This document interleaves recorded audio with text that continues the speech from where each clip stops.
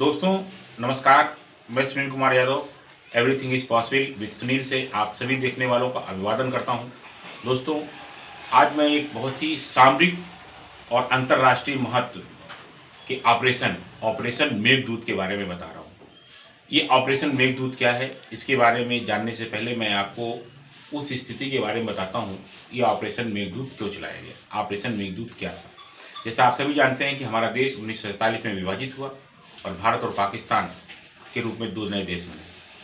और भारत और पाकिस्तान के रूप में जब दो देश बने तो भारत की एक बॉर्डर लाइन भी बनी, जिसको रेड क्लिफ के नाम से जानते हैं। मैंने रेड क्लिफ का एक पहले भी वीडियो बना रखा भारत पाकिस्तान सीमा रेखा के बारे में। रेड क्लिफ जो थे इंग्लैंड के रहने वाले थे और उन्होंने टेबल पे ही बैठ के भारत और पाकिस्तान को बांट दिया, बिना ही ऑब्जर्वेशन किए हुए, बिना ही किसी क्षेत्र में जाने के बजाय उन्होंने टेबल पे ही टेबल मैपिंग करके उन्होंने कहा यहाँ मुस्लिम ज़्यादा है पाकिस्तान का, यहाँ हिंदू ज़्यादा है हिंदुस्तान का। और इस तरह से काफ़ी कुछ विवाद हुआ, लेकिन वो रेड क्लिफ एक इंटरनेशनल बॉर्डर हो गया। कराची समझौते के तहत वो लाइन बनी, बॉर्डर लाइन बनी। लेकिन जम्मू कश्मीर का जो क्षेत्र था, सियाचिन का जो क्षेत्र था, वहाँ पर टेम्परेचर -55 होने के कारण 135 डिग्री का 125 किलोमीटर की रफ्तार से हवाएं चलती हैं, तूफानी हवाएं चलती हैं। बर्फ इतनी गिरती है कि एक दिन में 35 फुट तक बर्फ गिर जाती है। आप ये समझ लीजिए कि 35 फुट कितना होता है, अब 10 फुट 10 मतलब इस मकान, मेरा मकान ट्रिपल स्टोरी है, इस मकान के बराबर बर्फ गिर जाती है। आदमी जो दब जाता है वो दबी जाता है, इतनी बर्फ गिरती है। तो वहाँ पर नो मैन्स लैंड एरिया था, ज्योग्राफिकल रिच तो नहीं था वो तो, लेकिन सामरिक स्थिति से इतना महत्वपूर्ण था ये क्षेत्र कि ये 75 वर्ग स्क्वायर किलोमीटर में फैला क्षेत्र है। एक तरफ जो है काराकोरम है और एक श्रेणी जो है, एक तरफ अक्साई चीन है जहाँ से ऑक्यूपाइड कश्मीर है, और एक तरफ पीओके है, पाकिस्तान ऑक्यूपाइड कश्मीर।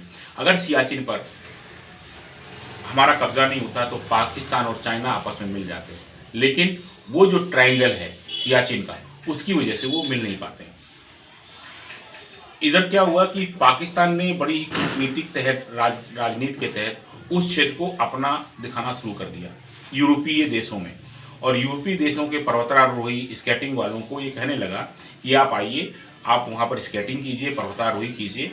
तो उसका एक कारण था कि अगर वो यूरोप के लोग वहाँ आते और पाकिस्तान उनको परमिशन देता तो इंटरनेशनल स्थिति पे ये होता कि वो पाकिस्तान का क्षेत्र है, इसलिए पाकिस्तान के लोग उसको परमिशन दे रहे हैं। ये बात बहुत गुपचुप तरीके से चल रही थी। लेकिन 1970-78 के बीच में जो 80 का दशक था, उसमें दो जर्मनी के जो लोग थे पर्वतारोही, वो भारत आ गए और उन्होंने भारत से कहा कि हम यहाँ से यहाँ से स्केटिंग पर्वतारोही करना चाहते हैं। भारत का दिमाग खराब हुआ, उन्होंने वो नक्शा पूरा लिया, बोला उसमें देखा, उनसे जो जर्मन के लोग जो थे उनसे उन्होंने नक्शा खरीदा और भारत के जो छिल्लर साहब थे उनको उन्होंने दिखाया, जो सैन्य प्रमुख थे, ये देखिए ये क्या हो रहा है। उन्होंने ये बात बहुत गुपचुप तरीके से की और बिना ही किसी को हवा दिए चुपचाप उन्होंने प्लान बनाया कि हम चुपचाप एक ट्रैकिंग किया करेंगे, चुपचाप एक पेट्रोलिंग किया करेंगे, जिससे हम वहाँ की स्थिति को देखें। और वो उन्होंने ट्रैकिंग 1980, 81, 82, 83 में उन्होंने ट्रैकिंग शुरू की और 2 बार चले आते आ जाते और धीरे धीरे फिर उन्होंने प्लानिंग पर करना काम शुरू किया। अब उन्होंने ये सोचा कि हमें इस क्षेत्र पर कब्जा करना है, तो इसके लिए जो वेपन्स हैं, जो और सामरिक चीज़ें हैं, जैसे कपड़े हैं, जूते हैं, ग्लव्स हैं, चश्मे हैं, आइस हैं, हेलमेट, बहुत सारी चीज़ें होती हैं, वो हमारे देश में नहीं उपलब्ध होती। उन्होंने इसके लिए एक नॉर्वे की कंपनी को अटैक किया और उनसे बात की कि हमें कुछ कपड़े चाहिए। तो जब वो उस कंपनी के पास गए सौदा करने के लिए, तो उस कंपनी ने कहा कि हम आपको ये 2 साल तक ऐसे कपड़े नहीं दे पाएंगे और आप किसी दूसरी कंपनी को मैं बता देता हूँ, वहाँ से आप ये कपड़े पर ले लीजिए। तो उन्होंने कहा ठीक है, हम दूसरी कंपनी से ले लेते हैं। लेकिन जो भारतीय जो सैन्य अधिकारी थे उन्होंने कहा चलो ठीक है, आप नहीं दे सकते, लेकिन आपके पास इतना ऑर्डर कहाँ से आया है कि जो आप 2 साल तक हमें नहीं दे पाएंगे। तो उन्होंने कहा पाकिस्तान ने ऐसा डर दिया है। जैसे ही उन्होंने पाकिस्तान का नाम लिया, भारतीय सैन्य अधिकारी तो थे वो शॉक हो गए, ये तो हमसे 2 कदम आगे चल रहा है। हम आज कपड़े खरीदने के लिए आए हुए हैं और इनका तो ऑर्डर पड़ा हुआ है, इनकी तो खेप पहुंचने वाली है, इसका मतलब ये पहले ही अटैक करने वाले हैं। तो पाकिस्तान के जिया उल हक जो थे वो एक कदम आगे चल रहे थे, वो सैनिक तानाशाह थे, जुल्फ़िकार अली को उन्होंने जेल में डाल दिया था।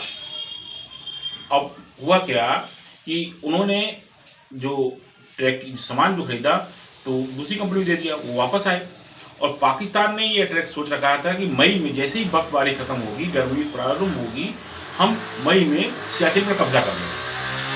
अब भारतीय अधिकारियों को जब इस चीज़ का पता चला तो वो उनका जो दिमाग जो था वो शॉक्ड हो गया। उन्होंने मीटिंगें की, काफ़ी कुछ किया, कुछ सैनिक कुलकर्णी, चन्ना और जो ये लोग थे उन्होंने बैठ के मीटिंगें की और ये डिसाइड किया कि हम इस पर पहले ही अटैक अपना करेंगे। और उन्होंने 13 अप्रैल 12 अप्रैल के बीच में सियाचिन पर चार लोगों के बीच में टीम गठित की गई, कैप्टन चन्ना, कुलकर्णी, इन लोगों के नेतृत्व में टीमें बनाई गई कि ये टीमें वहाँ पर जाके अपना करेंगी। इसके पश्चात क्या हुआ दोस्तों, ये टीमें पहुंची लेकिन और इन्होंने अपने अपने वहाँ पर भारतीय तिरंगा जो था वो उन्होंने वहाँ पर गाड़ दिया।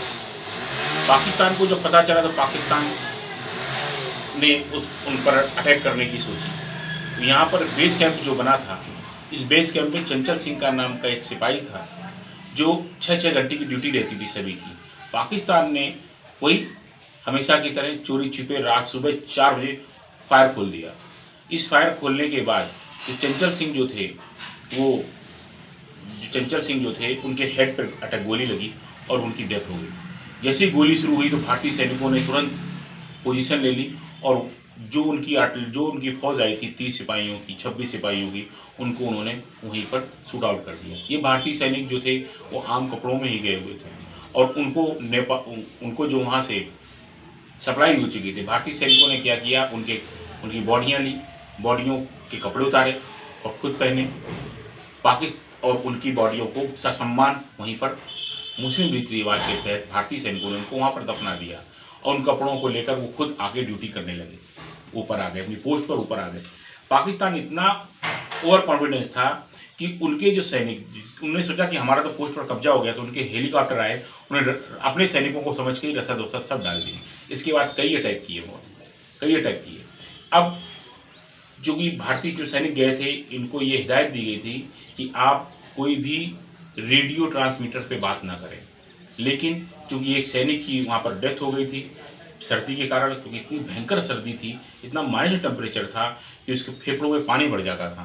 फेफड़ों में पानी भर जाने के कारण उसकी डेथ हो गई। वो 2 दिन तक उनकी बॉडी को अपने साथ लिए चलते रहे, हर जगह जहाँ जाते उसकी बॉडी को, क्योंकि हम भारतीय सैनिक जो हैं वो बहुत ही भावनात्मक होते हैं, तो उन्होंने उनकी बॉडी को दफनाया नहीं। लेकिन अब ये समस्या थी कि एक तो बर्फ चढ़ना, कैसे हम वहाँ उनको बॉडी, तो उन्होंने ट्रांसमीटर खोल दिया। जैसे ट्रांसमीटर खोला, ये वहाँ पे वायरलेस जो पाकिस्तान ने कैप्चर कर लिया कि फ्रिक्वेंसी पकड़ ली कि यहाँ तो भारतीय सैनिक आए हुए हैं। उन्होंने फायर खोले जिसमें हमारे चंचल सिंह की डेथ हो गई। भारत ने इस प्रकार सियाचिन पर ऑपरेशन मेघदूत करके कब्जा किया।